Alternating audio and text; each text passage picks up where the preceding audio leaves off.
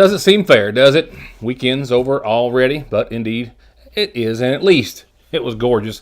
And we've got some more of that in your forecast. We've actually got not one, but two cold fronts. Don't have much oomph to them, but they're going to knock temperatures down on a couple of occasions. And one has a very tiny bit of a chance of rain, and the other has maybe a bit more, but not much gas in either of those tanks. As we're about to the end of a really dry October. Maybe touch on that in more detail in just a few moments. We've got a couple of indictments returned by the Montgomery County Grand Jury, a structure fire over the course of the weekend, and a situation that commanded attention from school personnel at a local elementary school earlier today, where an investigation continues. I'll tell you what I can right now, though, in just a few moments. With that said, let's go ahead and begin there with the Sagersville Grade School, which there was no credible threat made. However, school personnel, as I would expect and hope that all do across this country, are taking any and all potential threats as serious as possible in regards to what's been, of course, a number of situations over just the past few months where threats have been made at elementary, middle, and high schools all across the state of Kentucky and elsewhere. This time, school personnel say it was during an online curriculum session that a comment or perceived threat may have been made and since investigated. SGS Principal Gary Richard Helton sending out a one call to all families, as well as issuing the following statement through social media and other means, saying that he was doing so to inform everyone of an incident that occurred at one of their school's online learning platforms this morning, where a student made a comment that was initially concerning and required immediate investigation. However, after thorough review by their school staff as well as local authorities, which were immediately involved, it was determined that there just was no credible threat.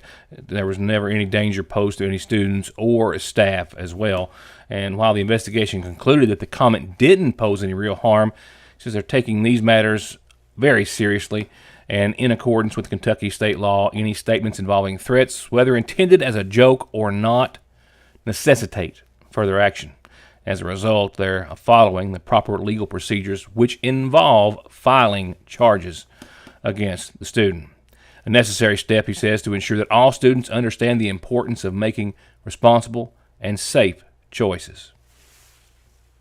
I also spoke with Montgomery County Schools Superintendent Chris Meadows earlier today. He was traveling at the moment, but he did give me a statement saying that while this was found to not be a credible threat, they are treating it as if it were by contacting law enforcement, the court-designated worker, and issuing any appropriate school-level discipline, and require a risk assessment, and a required risk assessment, I should say, more importantly. He also said that the takeaway from this situation, like many others, is that for parents and students to understand that these things are not joking matters and just simply cannot be treated as such. I'll be right back. Whether you've got a new ride and you want it to stand out in the crowd, or you want your current ride to look and feel like a new one, no one does lifts, wheels, and tires better than Conley's. Stop in now for spring tire specials, free quotes, and 0% financing, or log on to conleytire.net. Green Tree Forest Products wants to buy your timber. Our skilled log procurement team has 4 generations and 70 years of experience buying over 24 million feet of hardwoods every year, which means you'll get the most dollars out of your logs and timber by calling any of our 3 locations in Sagersville, Moorhead, or Wallingford, Kentucky. In the Sagersville and surrounding area, call 495-1198. Green Tree Forest Products. I wonder, could this be our last trip together? What if I upset him? He might never call again. But what if I don't say anything? Hey, Dad. Is something wrong? Actually, are you okay? If someone you know or love is struggling, contact Big Sandy Healthcare today. Johnson Central High School stands alone in providing the most college and career programs of study in one building throughout the entire state of Kentucky. This includes pathways in everything from the medical field to engineering, telemedia, welding, agriculture, and even aviation. And that's just to name a few of the 32 different choices. Work has also been started on a brand new state-of-the-art high school. So now is the time for your child to experience the power of opportunities in Johnson County schools. For whatever reason, if your working days are over, don't do anything before you meet Grover. Social Security, disability, SSI, work injuries, wear and tear, and hearing loss. 888-9-GROVER. I believe in Kentucky. I believe in Kentucky. I believe in small town values. And mom and dad and the things they handed down. I believe some of the best people in the world are farmers. I believe in insurance that protects families, homes, and cars. I believe in always finding a way to do what you love. I am Kentucky. I am Kentucky. I am Kentucky. Last week, a McGoffin County man named in 3 separate indictments. I have 2 more indictments which have since been reported to us since being served. That for a Kansas man who was picked up in another Kentucky county on serious drug trafficking charges, as well as a McGoffin County man still jailed from August for the initial arrest of a burglary and wanton endangerment case. The McGoffin County Sheriff's Department responded to a situation on the 19th day of August of this year that I reported on earlier. It's when allegedly Larry Michael Salyer, 50 of Salyersville, broke into a woman's residence, doused her with gasoline, threatened to light it and kill her, as well as making other threats to her about potential bodily or physical harm. He was jailed on the 25th, has remained as such, 25th of August that is, and is still in the Big Sandy, and now has been indicted by the grand jury of McGoffin for burglary in the first degree, wanton endangerment in the first degree, terroristic threatening, and account of menacing as well. This case brought before the grand jury by Deputy Eugene Salyer, who responded that day that the call came in to McGoffin County 911. The following man was one of 3 who were initially arrested by the McGoffin County Sheriff's Department after looking into a drug complaint, found a large quantity and variety of drugs in the process. It was at a camper on Middle Fork, suspected drug activity. After they went there, they found, actually they went to a residence and then went into an occupied camper, and that was there that they found everything from Xanax to ecstasy to oxycodone, several unidentified powders and pills, scales, handguns, loaded, and a small bag of marijuana. Arrested were 45-year-old Tony Gibson and 42-year-old Susan Roberson of Missouri, as well as this man who's been indicted, 41-year-old Ivory Moody of Kansas, who was originally arrested on 4 counts of drug trafficking and other charges. Moody has since been named in a several count indictment, a total of 7 counts for trafficking in meth, trafficking in opiates, trafficking in fentanyl, and other charges. He was picked up by the Kentucky State Police, it appears as though, or served, it appears as though in Powell County. Again, Moody from Leavenworth, Kansas. Before we see what's happening on tonight's McGoffin Farm Bureau calendar, an announcement that will make it over to the calendar here perhaps as soon as tomorrow. Christmas in November, as hosted by the Royalton Community Council, is coming up November the 1st and 2nd. That is, it's hard to imagine, that's not this Friday and Saturday, but next. And they will be doing a drawing on the Pampered Chef cast iron skillet they've got to get away, a 50-50 drawing, door prizes as well. The Royalton Community Council is making hot dogs with homemade sauce and possibly soup, beans, and cornbread as well. They're working on that. And since they are sponsoring this event, no one is allowed to campaign or sell any political merchandise, but due to their 501(c) regulations, they just can't do it. But they will have a lot of vendors, and you can drop by and start Christmas shopping with all of the vendors: crochet items, car charms, keychains, crafts, woodworking, Mary Kay, Avon. The list goes on, and I'll remind you about that throughout the rest of the week and next, because that will be here, well, at the end of that. Here's the rest of tonight's calendar, which starts off with a belated birthday to a friend of mine called in by another, and I just didn't get it on Friday when I came in. So my apologies, and now a belated birthday wish, because Paul, Sarge wasn't going to let me forget it. Happy 84th birthday to his friend and neighbor Paul Bussey from Sarge Route, and a host of family and friends. Happy birthday, Paul. We hope you've had a good birthday, my friend, and wish you the very best. And that's, of course, coming from Sarge Rao as well, who phoned it in. Happy birthday, Paul Bussey. Our friends at the New Beginnings Christian Fellowship Church here in Sagersville are back at it. They're having another big meal tomorrow, 11 till 2, and on the menu for tomorrow is homemade chili and crackers and a grilled cheese or peanut butter sandwich. Take your pick. Dessert and a drink, just $10. They'll deliver even in the Sagersville area locally, 349-4142 to order yours tomorrow. It's an annual event at the Jenny Wiley Convention Center, a Veterans Appreciation Luncheon to be held this Thursday from 11 till 2. This is for all veterans, and you can bring a guest with you. I know that the Shriners are frying fish. It's going to be a wonderful menu, and it's just to say thanks. They hope that you'll stop by and be a part of this. Veterans Appreciation Luncheon, Jenny Wiley Convention Center, this Thursday, again from 11 till 2. Well, we're bearing down on Halloween and all the lights and frights and everything that go along with it, and a reminder that this time next week we'll be in the thick of things. The Sagersville Halloween schedule next Monday, a week from today. The Gifted and Talented Art Show is that evening, 6 to 8 at the Renaissance Building. And then Tuesday is the big Sagersville Spooktacular. They're going to have, of course, during the day from 11 till 2, Trick or Treat over in the City Park. And then that evening again, 5:30 till 8. And then the Thriller Dance will be in downtown Sagersville on the streets outside the studio at 8:45. They're going to have food trucks and a pumpkin scavenger hunt. And as well, of course, Trick or Treat is on actual Thursday, this Halloween. Is on the 31st, as always, and that's this Thursday from 6 to 8 in Sagersville, McGoffin County. Don't forget, ARH has a Diabetes Connection, Understanding Diabetes Together. They're doing this the last Thursday of each month. This Thursday, the 31st of this month, Holiday Eating, a new location at the McGoffin County Extension Service. They hope that you'll be there.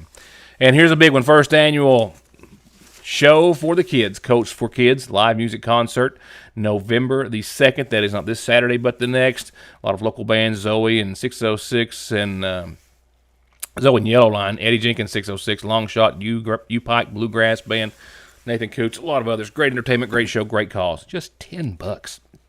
And kids 10 and under for free. Calendar's always free. Send me an announcement when you have one, or birthday or anniversary, and I'll pass it along. Someone dies in the U.S. every 7 minutes from an overdose, and over half of the population gets or takes pills from a friend or a relative. And about 46 million and counting are exposed to narcotics in their drinking water. So don't toss them, flush them, or leave them lying around. Safely dispose of your unneeded meds anytime at Parkway Pharmacy, where you can always talk to a pharmacist when you need one. Experience over 30 years of exceptional, impeccable elegance and beauty at Seasons Florist, now in Sagersville. Offering the very freshest in floral designs, custom and in-stock wreaths, arrangements, gifts, and so much more that you'll have to visit to try to see it all. Plus, they have tuxedo rental, free delivery within the city limits of Sagersville, and you can even place orders after hours. Call anytime. Seasons Florist on Parkway Drive, 349-4000. It's fall, and you can find it in all its warm, vibrant glory on the latest fashions, apparel, and accessories and home decor at the seasonal shop, where you can also embrace your inner claws as Christmas is hitting the shelves as we speak. Stop by anytime and pick out the perfect gift, birthday, wedding, baby, for anyone.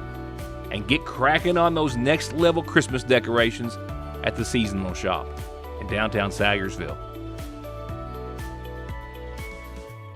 There are several risk factors that may put a patient at risk for heart disease. Especially people who have diabetes or hypertension or high cholesterol and have a family history of heart disease. Neglecting to see a cardiologist can put you in trouble. You may develop problems that may not be reversible. We see many people who do not have an actual diagnosis of a heart problem, but may be at risk of heart disease, and we do whatever we can to help mitigate that risk to help prevent disease in the future. ARH, more for Appalachia. Thanks to you, Fraser's Prater Drug has been voted #1 in customer satisfaction with Good Neighbor Pharmacies for the 7th year in a row.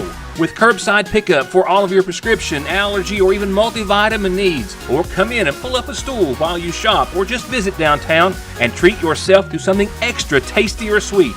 where locally owned means a more personal, reliable, and friendly pharmacy. Frazier's Prater Drug.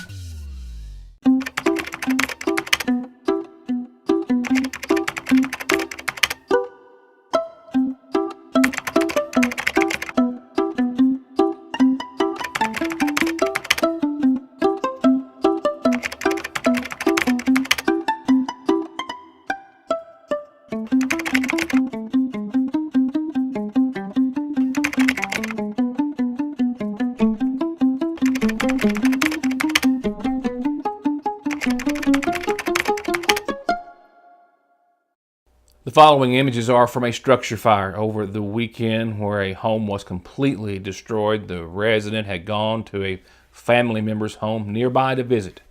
And when they came back, or as soon as she stepped down, I believe, of that family member's coming back to her home, it was already on fire and completely engulfed upon arrival of District 3 Fire Department members. Fred Arnott with District 3 Fire Department, who I spoke to earlier today, says that he responded, as well as other members, including their chief, Tanner Stevens, and it's believed right now that a space heater may be to blame. That's still yet to be determined. Bottom line is that a Perkins resident who, again, walked over to see family and returned home a few moments later, found her home completely engulfed in flames, lost everything, the home and everything inside it. While the fire department was able to contain the blaze to just this structure, keeping it from spreading to any nearby, while there were no injuries reported. Not one, but a couple of cold fronts in your 7-day, not really making major weather changes, but certainly notable temperature changes. We've had some beautiful weather. We had a stretch of cold weather, really cold. We've had some beautiful weather. We're above average, and it's just, it's Kentucky, and that's just kind of how it works. That's why you always have to stay on top of your weather forecast. I can tell you something about October, though. Getting ready to possibly set some records, not necessarily in a good way. Total rainfall right now here in downtown Sayersville, 0.07 inches for the month, and we're 21 days in, 3 weeks, and less than an inch, less than technically 3/4 of an inch. Temperature 70 out there right now, and as you saw, sun rise 7:48 and sun set at 6:47, and there's a speck of precipitation right now in your forecast. 2 specks, one might be a little bigger of a speck. I'll show you when I get there in just a few seconds. We've got a couple of cold fronts, low-grade cold fronts, I'll call them tonight. And call them tonight. They're not tonight. For your forecast this evening, patchy dense fog after 3 a.m. Otherwise clear, 39 degrees. I got the plants back out over the course of the weekend, and that kept them around for a little while longer. We'll see how long that lasts. Tomorrow and Wednesday, 2 more beautiful days in the neighborhood. Upper 70s, a little AM fog. Who cares?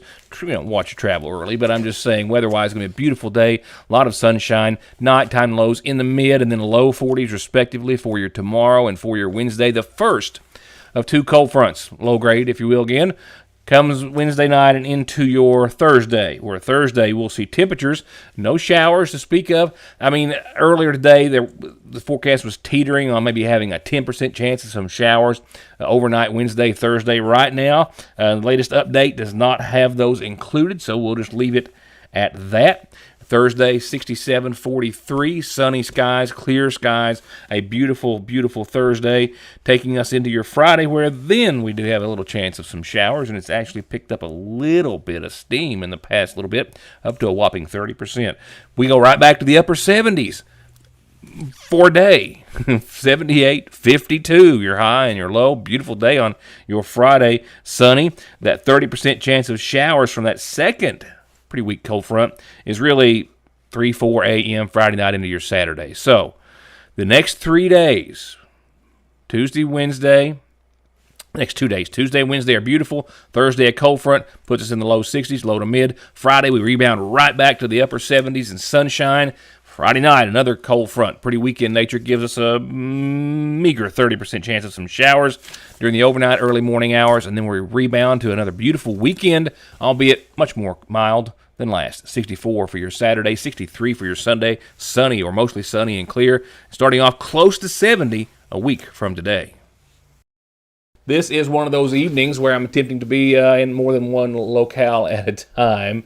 The Sagersville City Council meeting coming up, that's a little ways away, but also another meeting this evening, and I'm going to duck out of here and try to catch those two things that I need to be at, and we'll have coverage of the City Council meeting and more news when I see you back here on what's going to be a beautiful Tuesday evening in the neighborhood. Thank you for watching.